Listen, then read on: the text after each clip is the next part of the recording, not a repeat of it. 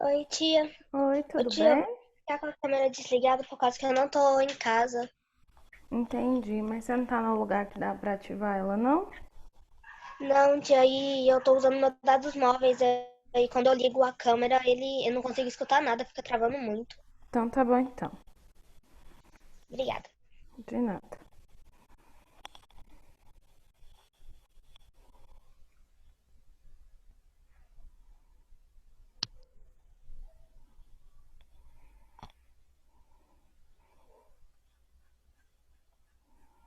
Ai, eu esqueci de uma coisa. Algum de vocês não compreendeu a nota do simulado, né?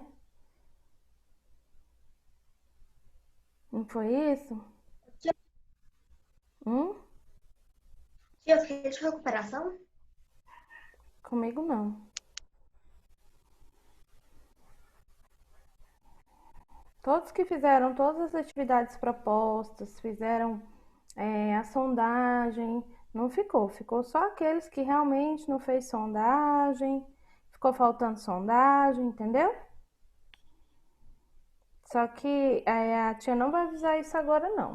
A coordenação vai entrar em contato para ver quem realmente precisa, tá? Tá bom. Uhum. Então vamos lá? Livro 3, viu, meninos? Peguem o livro 3 de vocês.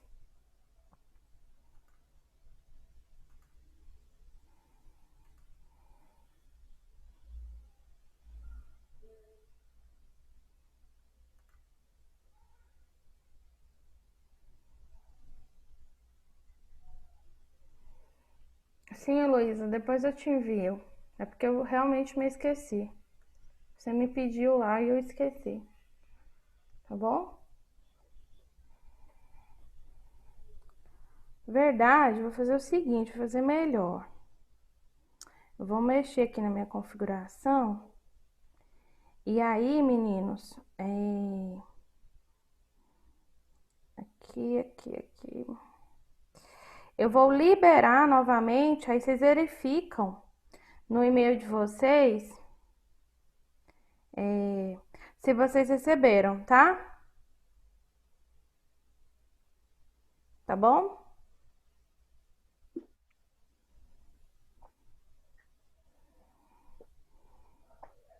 Tia, como assim? Você vai Eu vou abrir o slido? reencaminhar novamente para o e-mail de vocês, Ah, as, tá. tá? É, os acertos para todo mundo. Deixa eu ver aqui se tá todos aqui. Porque ficou faltando eu mexer numa configuraçãozinha para vocês entenderem a. Ó, verifica se tá todos os e-mails para quem está online. Conta banida ctb72@gmail.com.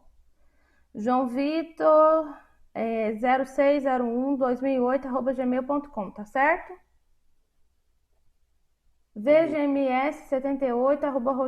vgms78@outlook.com. Gabriel Aviles Braga @gmail, nem sei se ele tá na aula, cadê ele? Não, não tá. Rodrigo também não. Kathleen, Kathleen, que tá aqui com E no final, né? 183@gmail.com, tá certo? Yasmin Pires, sv@gmail.com. Pires, Sueli, 66@gmail.com. Santos Heloísa e Gabriel S. Oliveira. Tá o e-mail de todo mundo, não tá?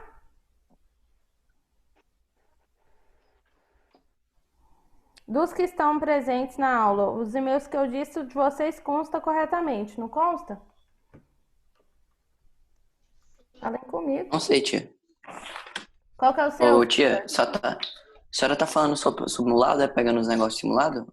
Eu liberei de novo a pontuação de cada um. Eu, eu recebi o negócio Ah, no e-mail. recebeu? Então tá ótimo. Se você Ah, não entendeu a sua nota, eu liberei ela novamente, tá?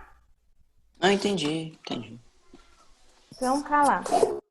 João tinha me pedido para passar para ele, porque você ficou sem entender, né, João?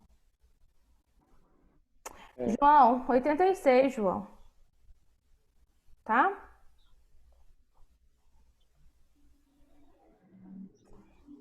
Então, tá aí. Mandei de novo. Se por um acaso não deu certo, não chegou, é... cadê o da Heloísa?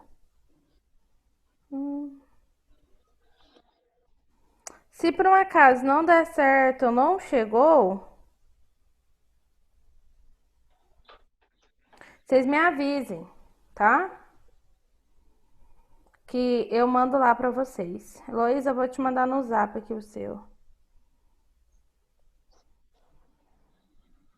O Gabriel Viles acabou de me mandar que vai demorar.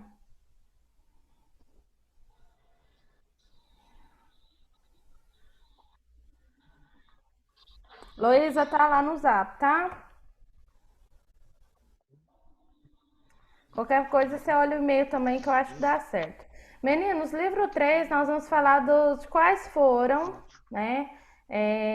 Quais foram as relações estabelecidas entre a Europa e o Novo Mundo. Então a gente saiu daquele contexto de reforma, aquele contexto de organização, né? Da América. E aí, Júlio, depois eu envio então, tá? E aí agora a gente entra. A gente entra agora em outro assunto. Nós vamos falar da América Espanhola, a inglesa e a portuguesa. Então vamos lá. Quais que eram as relações estabelecidas entre elas? Então a gente sabe que foi uma relação de ocupação, uma relação de exploração e escravidão, né?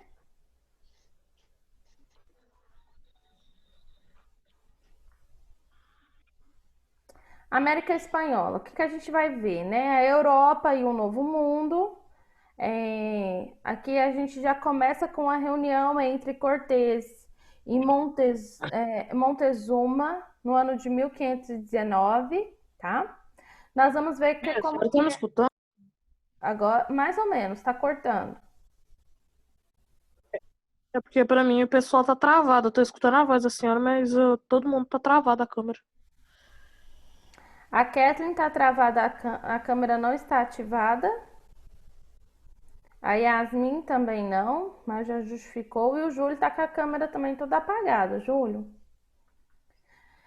Então, do ponto de vista histórico, né, alguns estudiosos, especialistas, né, desse tema, a chegada dos espanhóis no continente americano, vai deflagrar com o início da ocidentalização do mundo, né? Ou seja, a difusão do modo de vista e pensamentos que surgiu na Europa Ocidental. Na América, a repartida pelos interesses das diferentes potências europeias estabeleceu aí um tipo de modelo político, econômico, social, cultural, que sobrepôs todos os valores dos povos nativos, tá? Então, o interesse da metrópole portuguesa, espanhola, era somente esse no período colonial. Então, é possível, então, pensar que os primeiros contatos entre os europeus e os povos que já habitavam o continente americano foram de natural perplexidade, que era uma mistura de espanto, hesitação, surpresa e muitas dúvidas.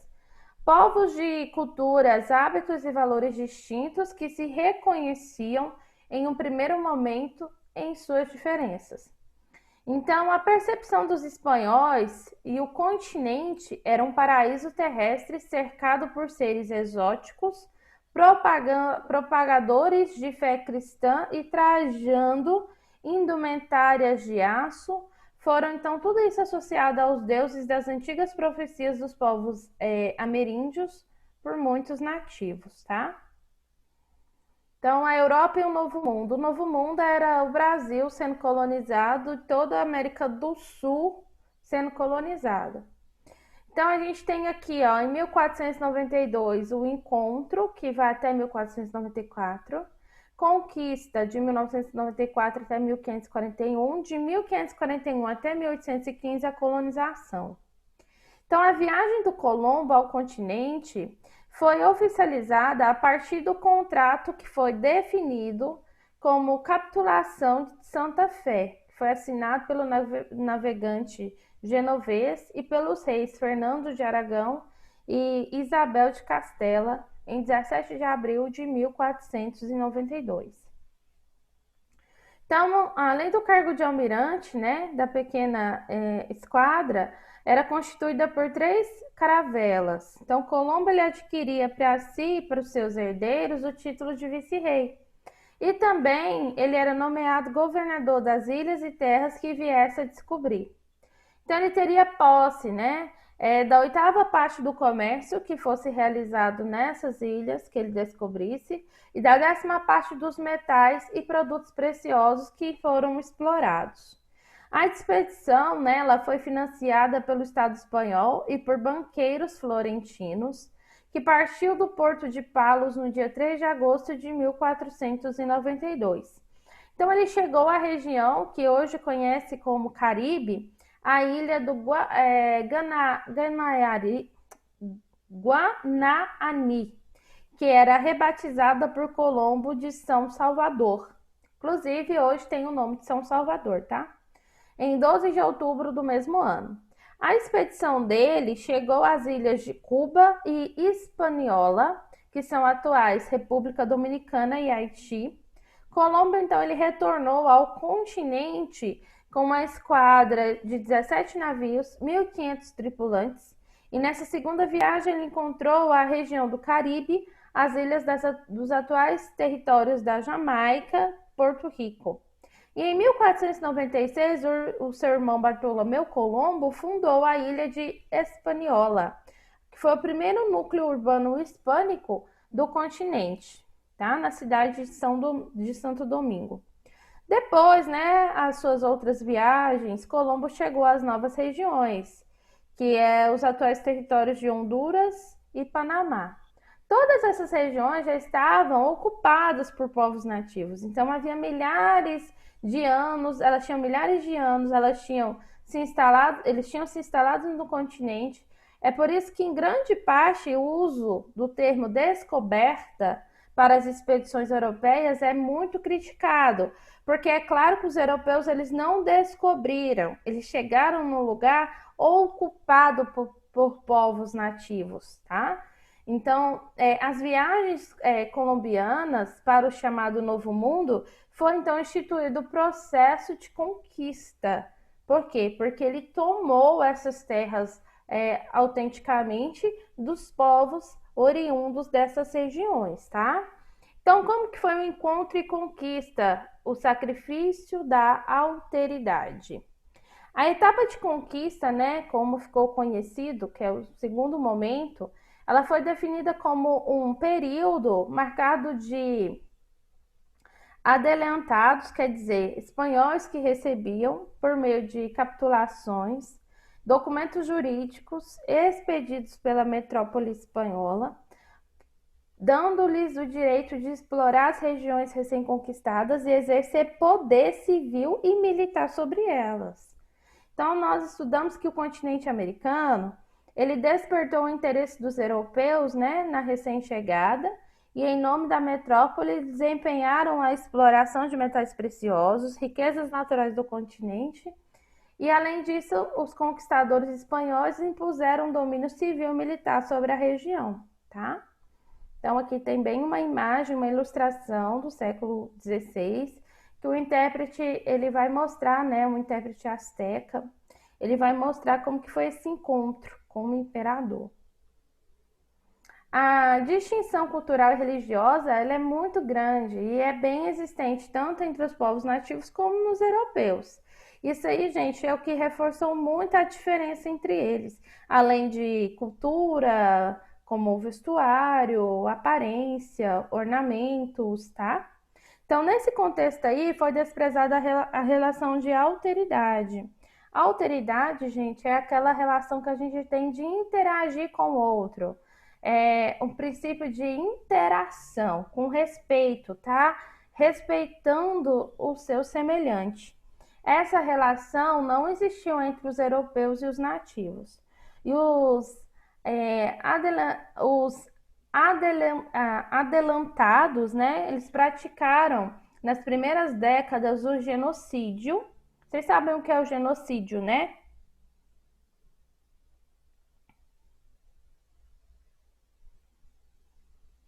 Vocês sabem? Vocês sabem? Sétimo ano eu tô fazendo a pergunta.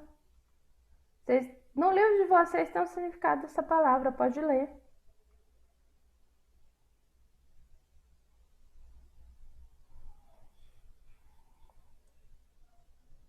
Alguém gostaria de falar o que é? Mesmo que colando? Gente, é o extermínio. Extermínio deliberado, parcial ou total de uma comunidade, grupo étnico, racial ou religioso. Foi isso que aconteceu, tá? Então, foi tudo contra a civilização da América Espanhola. Vocês terem uma ideia, desculpem, 60 milhões de nativos tinham nessas regiões, no continente americano, antes da chegada dos europeus. Então, no século e meio depois que eles chegaram, a população foi reduzida para 8 milhões. Então, imagine a diferença de 60 para 8. Quantas pessoas não foram mortas ou assassinadas? Então, o uso de armas de fogo e cavalos causou muito esse impacto, que surpreendeu os nativos da América. Outro fator foi a disputa entre os nativos e europeus, né, que foram as doenças trazidas do velho continente, né, causando mortes da população nativa, como a tuberculose, a varíola, a salmonela, tá? Tudo isso contribuiu para a morte dos nativos. Pra vocês terem uma ideia, olha o trecho de uma carta. Olha só. Essa gente conta que durante 4 anos que precederam a chegada dos espanhóis a essas terras, seus templos queimavam de alto a baixo. Fecharam-nos e os templos queimaram de novo e as paredes de pedra desmoronaram, porque os templos eram feitos de pedra. Não sabiam qual a causa desses acontecimentos, mas consideraram-nos como presságios. O que parece, viram 2 grandes cometas no céu. Pablo Neruda, poeta chileno do século XX, resumiria a facilidade com que os espanhóis destruíram as populações nativas. Olha só. A cruz, a espada, a fome iam dizimando a família selvagem. Olha como eles eram chamados, né? É até um absurdo, né? Pessoas estranhas chegam na sua terra natal, ainda tratam-os como animais. A conquista do Império Azteca. Então, o Império Azteca, ele é de origem de tribos nômades, no sudoeste do atual território dos Estados Unidos, numa região conhecida como Estan, né? Após migrar à região no Vale do México, os astecas ou os mexicas, que se autodenominavam, criavam as chinampas, que quer dizer algo semelhante às ilhas do lago Texcoco, e o conjunto de chinampas deu origem à cidade de Tenochtitlan, inaugurando aí as bases do império e impôs militarmente todos os povos daquela região. Então, o imperador azteca, ele era bem respeitado, não só por ser um chefe político, mas por ser um divinizado, que eles falam, um ser divino, que era definido como aquele que fala com os deuses.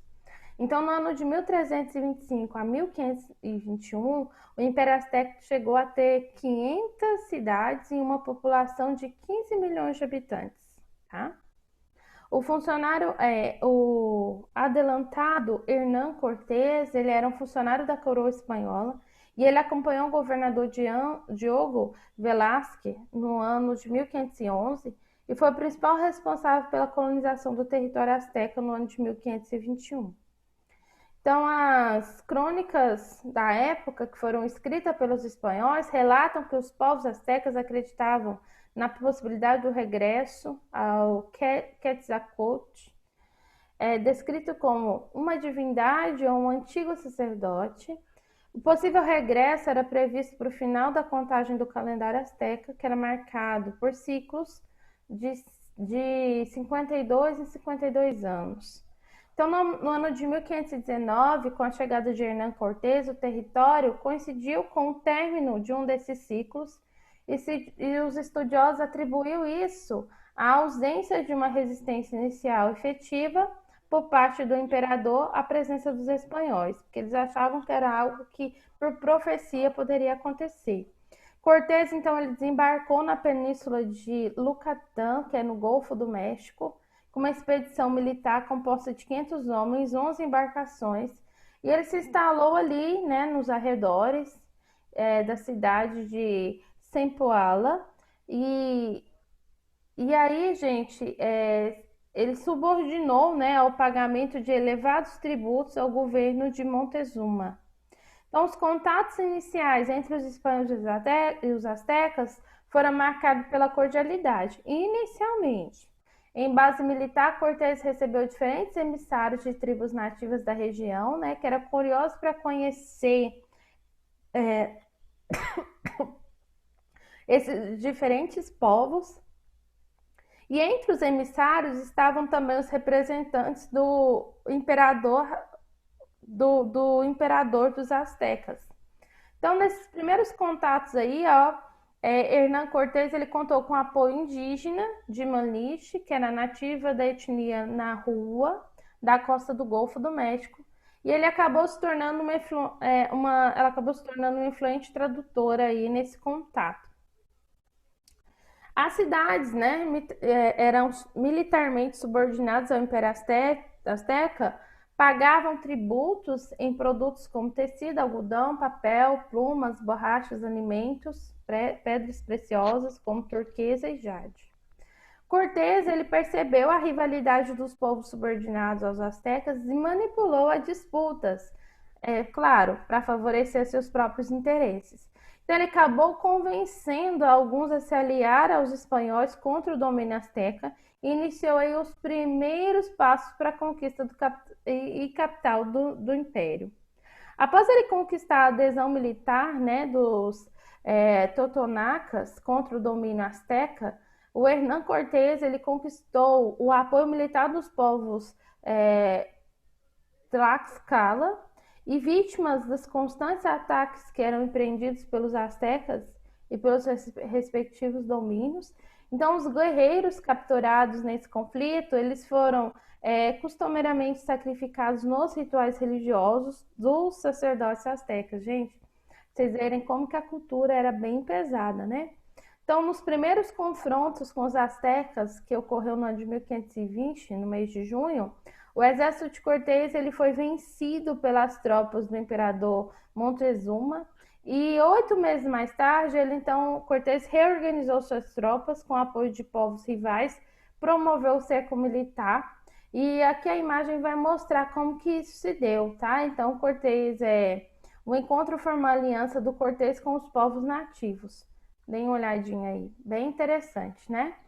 Vocês estão compreendendo o que eu estou falando? Eu estou falando rápido demais. Porque às vezes eu falo e até esqueço qual é o ritmo que eu estou seguindo. Tá dando para acompanhar e entender ou não? Falem para mim saber. Sim? Não? Totalmente, não entendendo.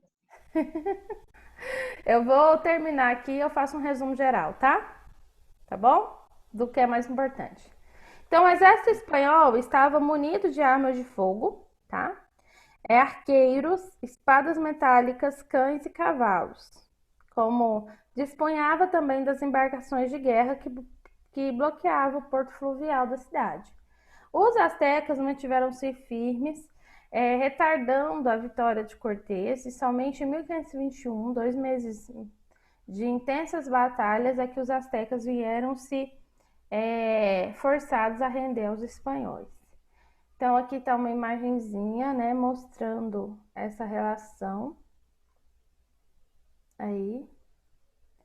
E aí vai falar aqui da conquista do Império Inca, tá?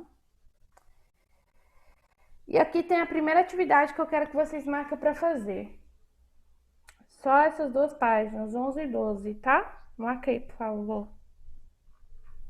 Eu vou explicar para vocês o que acontecia.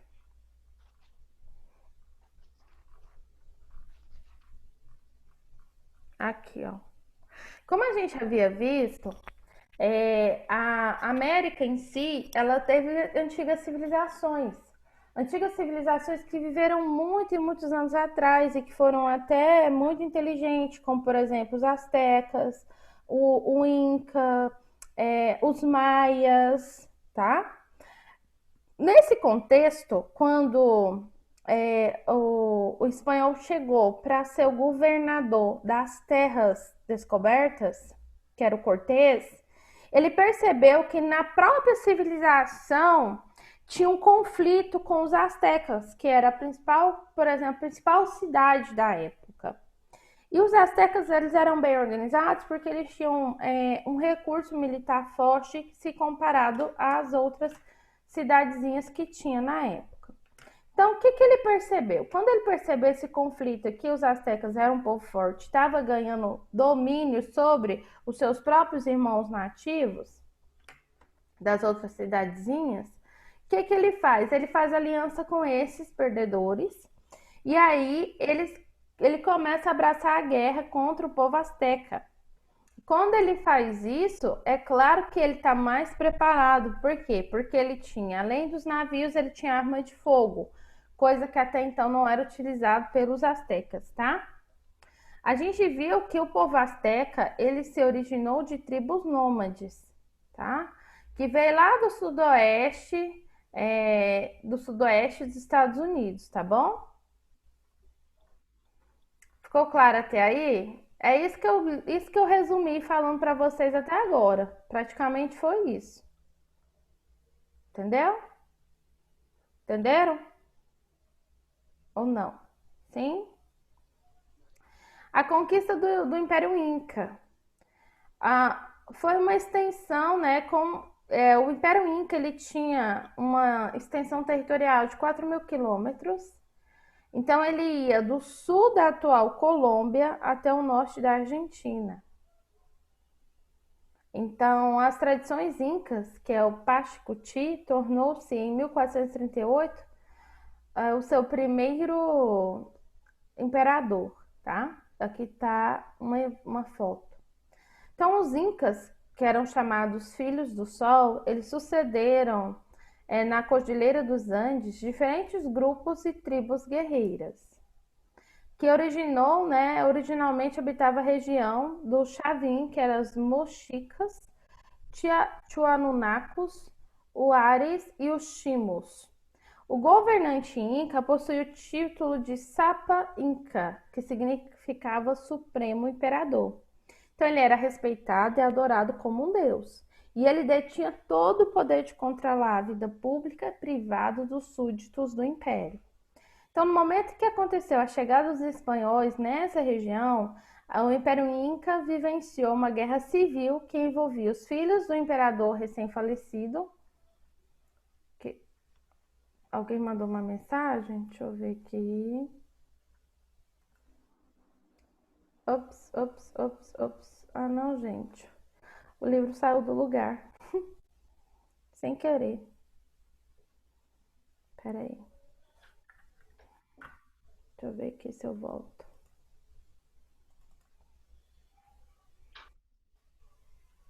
Desculpa ter saído, é porque eu tava arrumando o trem da tela aqui e fechou os uns sem querer, tá bom? Uhum. Mas eu desativei essa coisa, porque eu fui ver ali quem que era. Saiu. Vamos voltar. Negócio de restantes. Uhum. Então, olha só. Então, o governante Inca, como eu estava falando para vocês, ele era considerado como um deus. Quando os espanhóis chegaram aí, ó, então eles vivenciaram uma guerra civil que envolvia os filhos do imperador recém-falecido, que era o Huayna Capac, e o adelantado Francisco Pizarro, que era o explorador espanhol que chegou lá. Ele, hoje, atual Panamá, tá? No ano de 1510, ele foi responsável pela conquista militar do Império no ano de 1532. E ele recebeu o primeiro monarca, Carlos V, em 1529, e o direito de empreender militarmente a conquista dos povos incas. Qual era o objetivo disso? Com objetivo, né, bem traçado, o Pizarro partiu para o Panamá em 1532 com um exército de 200 militares, armas de fogo, cavalos, e fundou São Miguel de Piura, que é o primeiro núcleo espanhol na conquista do atual Peru, tá? Essa disputa aí, ó, pelo controle do império entre os herdeiros, agravou a instabilidade política dos incas, e o que colaborou para o declínio militar e político da civilização, tá bom? Então, após derrotar as tropas, né, o irmão Huáscar Atahualpa, ele foi convidado para um encontro com Francisco Pizarro. Francisco Pizarro era o espanhol explorador, e com isso, né, o capital, que ele queria? Ele queria as montanhas de Cajamarca, nas proximidades da cidade, e a capital do Império Inca. Então, as tropas espanholas surpreenderam a sua comitiva, sequestraram o imperador e, apesar de ter oferecido ouro e prata pela sua liberdade, ele foi assassinado pelas tropas espanholas. Então, com expressiva vantagem militar, o Pizarro efetivou a conquista do Império Inca, subordinou todos os povos e os seus domínios territoriais ao controle da monarquia espanhola. Então, vocês conseguem ver como que era terrível a forma de conquista da espanhola sobre as suas colônias de dominação? Então, era assim: eu quero essa terra, pronto, acabou, não importa o que eu tenha que fazer. Então, a gente vai só até aqui, aí eu vou deixar para vocês essa atividade aí, tá? Por favor, façam ela. Não deixa de fazer, página 11 e página 12. Vocês conseguiram entender um pouco como que era, como que funcionava? Sim ou não? Sim. Sim? Aconselho vocês a darem uma lidinha depois, porque é bom ler, tá? Para ver bem o que estava acontecendo. E qualquer coisa, eu vou voltar até a gravação dessa aula para vocês lerem um pouquinho. Alguém tem alguma pergunta a fazer? Alguma coisa para falar? Não. Não? Tá tranquilo? Então, meninos, tenham uma boa tarde. A gente se encontra então amanhã na nossa próxima aula, tá? Júlio, vou te responder lá, tá me perguntando. Então tá, meus queridos, fiquem com Deus, abraço para vocês. A gente se encontra então na nossa próxima aula, tá bom? Tchau, tchau. Tchau, tchau. Com Deus. Amém. Deus amém.